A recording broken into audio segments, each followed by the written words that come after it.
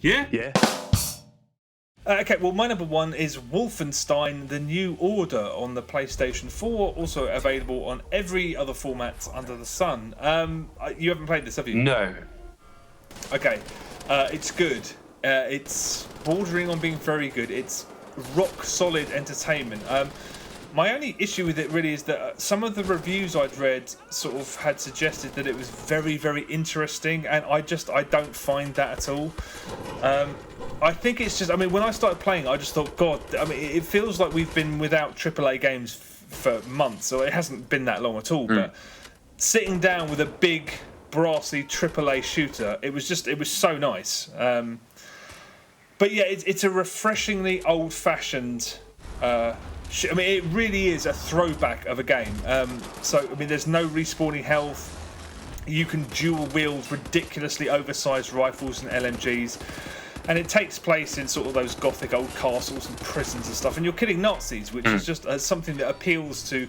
It's never particularly appealed to me over anything else, but I suppose they're the ultimate unambiguous villain. Yeah. You know, I think, you know, if you go into any forum discussing a new Call of Duty, you will always have an army of people saying, bring back Nazis, I want to kill Nazis. So for a lot of people, this is going to be a nostalgia trip. But because it's old-fashioned, that also means that the AI is utterly dopey, and much of the gameplay involves finding a switch in a room or a key in a room, or, hey, I've just discovered a secret room. What's in here? Oh, it's a collectible. It's only there to have a collectible in it.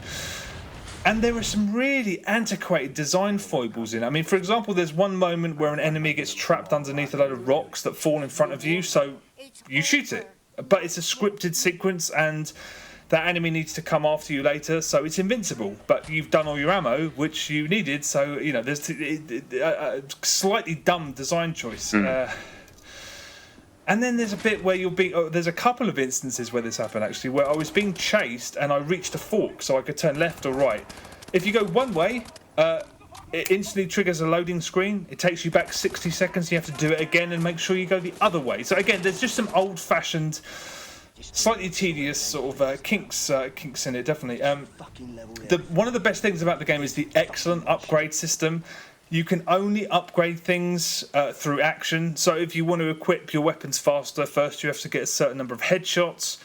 If you want to unlock throwing knives, you have to stealth kill a commander before you can. You know, it's more like the kind of upgrade system you find in a multiplayer environment, but it really works. It really makes the game feel...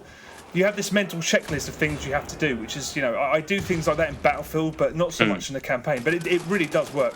I mean, the story's fine. I mean, do you know? I mean, it's set in an alternate universe in the 1960s where the Nazis won the war, and the dialogue is far better than you'd expect, and the voice acting is better too. And there is real humour occasionally, and a few interactions give the world a real flavour. But you're still just running through it, screaming with very, very large guns.